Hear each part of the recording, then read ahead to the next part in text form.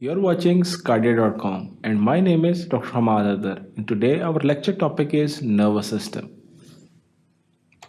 In this lecture we have 5 sections. Our first section would include the overview of the nervous system, which would include what is the primary role of the nervous system, what are the different structures which are involved, the peripheral and central nervous system, where does the brain and spinal cord fits in, what are the coverings of the brain and all the dura, pia and arachnoid matter of the brain. We'll be briefly discussing over the spinal cord anatomy. In the second section, we'll be going through how the nerves are actually a neuron is, which is a building block of a nervous system, is classified on different morphological and size basis. What is a resting membrane potential, what is an action potential in nerve cells, and how actually the nerve conduction happens.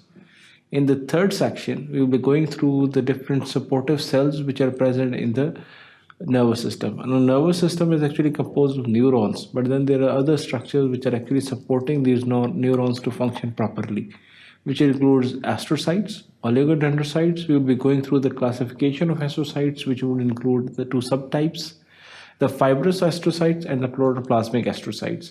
Then in the fourth section, we'll be continuing our discussion of these and discussing microglia, ependymal cells or ependyma, and then we will be going through the different types of synapses, how the nervous transmission, the nervous action potential which originates in the cerebrum and transfers through the corticospinal tract, and how it actually results in the movement of a muscle.